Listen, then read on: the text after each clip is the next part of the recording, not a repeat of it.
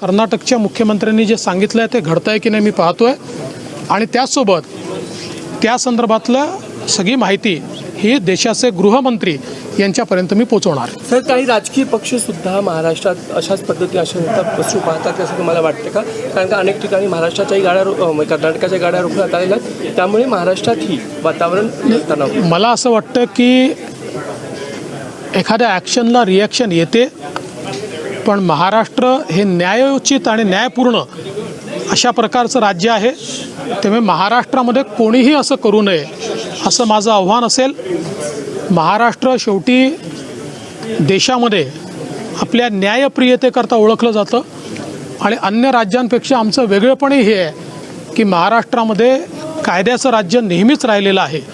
त्यामुळे महाराष्ट्रात अशा प्रकारच्या घटना कोणी करू नये आणि कोणी करत असेल तर त्याला पोलीस रोखतील हे देखील मी या निमित्ताने सांगू इच्छितो. शरद पवार यांचं म्हणणं आहे की सरकार गंभीर नाही आहे, कारण काही तारखा जाहीर करण्यात आल्या समन्वय मंत्र्यांच्या, त्यांचे दौरे रद्द झाले, याबाबत सर्वपक्षीयांशी चर्चा झाली नाही.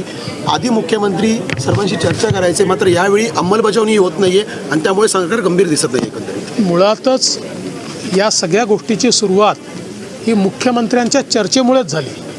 मुख्यमंत्र्यांनी सगळ्यांना चर्चेला बोलवलं, माननीय पवारसाहेबांनी बोलवलं होतं. कदाचित तब्येतीच्या कारणाने ते त्याला वेळेस येऊ शकले नसतील, कारण सीमा प्रश्नामध्ये नेहमीच त्यांनी चांगलं लक्ष घातलेलं आहे आणि विविध पक्षाच्या लोकांना बोलवून आणि सीमा भागातल्या लोकांना बोलवून पुढे काय करायचं याची चर्चा झाली आणि त्या चर्चेनंतरच मला असं वाटतं की एक प्रकारे त्याची रिॲक्शन देणं हे कर्नाटकने सुरू केलं.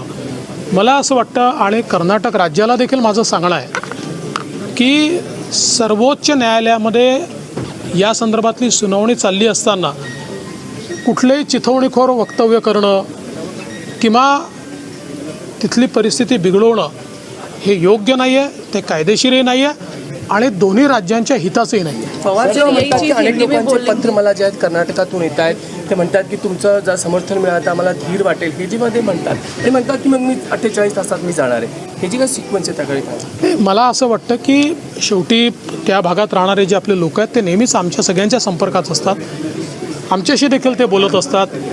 त्यांची अपेक्षा आणि सार्थ अशी अपेक्षा असते की आपल्या लोकांनी आपल्याला पाठिंबा दिला पाहिजे, तो आपण देतो देखील.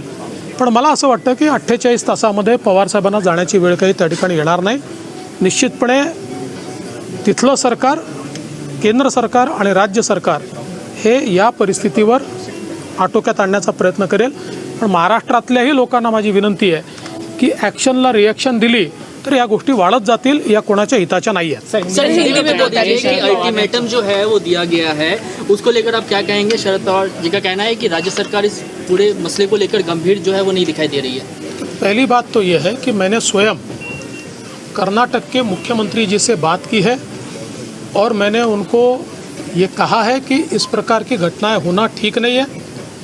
अपने देश में हमारा संविधान ये किसी भी राज्य में किसी को भी आने जाने की, वहाँ रहने की, वहाँ नौकरी करने की इजाज़त देता है. तो अगर महाराष्ट्र की गाड़ियों पर हमला हो रहा है तो ये गलत बात है. मुझे कर्नाटक के मुख्यमंत्री जी ने आश्वस्त किया है कि वे स्वयं इसकी ओर ध्यान देंगे, इस पर एक्शन लेंगे और ऐसी वारदातें न हो ये वो देखेंगे. ये सारे मसले को मैं देश के गृह मंत्री आदरणीय अमित शाह जी तक भी ले जाने वाला हूँ, उनको भी इस बारे में अवगत कराने वाला हूँ और मुझे ऐसा लगता है कि इस बात की नौबत नहीं आएगी. ऐसी चीज़ें नहीं होनी चाहिए. जो मसला सुप्रीम कोर्ट में चल रहा है उस मसले पर कोई हिंसा हो ये ठीक भी नहीं है. महाराष्ट्र में भी मैंने लोगों को ये कहा है कि एक्शन पर रिएक्शन देना ये ठीक नहीं है. उधर गाड़ियाँ फोड़ी गई तो हम यहाँ पर गाड़ियाँ रोकेंगे, ये भी सही नहीं है. और इसलिए महाराष्ट्र तो कानून व्यवस्था के लिए जाना जाता है, महाराष्ट्र गुंडागर्दी के लिए नहीं जाना जाता. तो महाराष्ट्र कानून व्यवस्था रखेगा, लेकिन उसके साथ साथ कर्नाटक की जिम्मेदारी है, वहाँ के शासन की भी जिम्मेदारी है कि कोई भी गलत व्यवहार महाराष्ट्र के लोगों के साथ न हो. सर, एमपी गवर्नमेंट अब मोर्चा भी निकालने वाली है 17 तारीख को, कैसे देखते हैं? गवर्नर के स्टेटमेंट पर भी और जो कर्नाटक का इश्यूज़ है उनका एमपी सतर्क हो गई है, मोर्चा निकालने वाले कैसे देखते हैं? हाँ सर, बोलिए ना. ऐसा है कि छत्रपति शिवाजी महाराज ये हमेशा पूरे देश के लिए आदर्श रहे हैं और आदर्श रहेंगे, इसलिए इस पर कोई विवाद भी नहीं हो सकता। और किसी के स्टेटमेंट से, किसी के गलत बयान से या किसी के बयान का गलत अर्थ निकालने से, किसी भी बात से मुझे ऐसा लगता है कि छत्रपति शिवाजी महाराज का महत्व कोई भी कम नहीं कर सकता।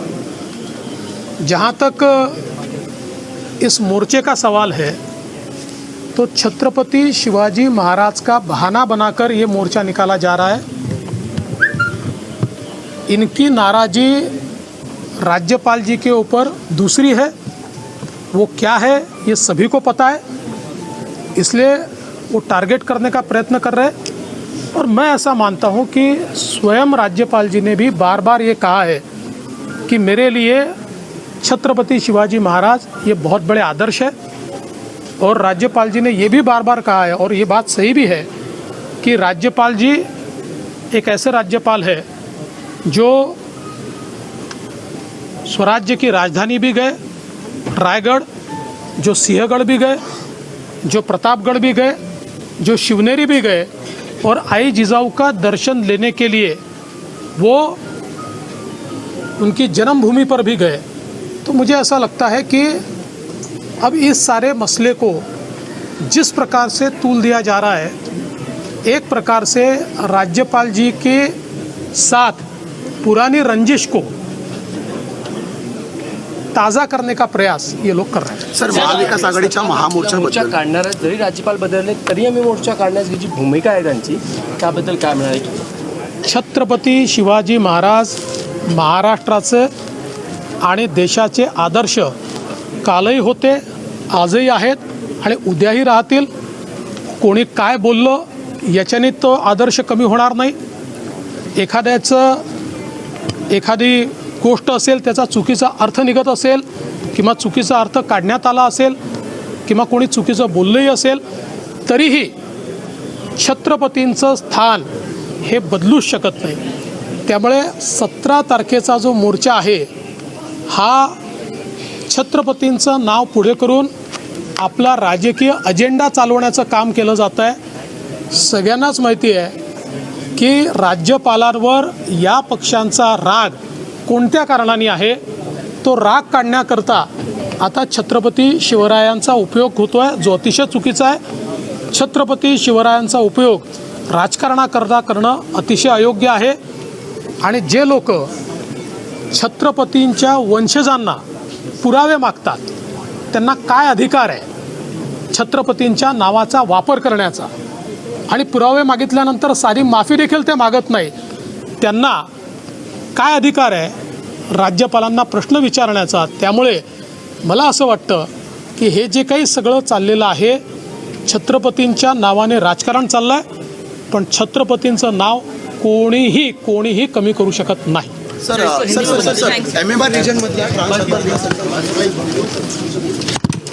थँक्यू।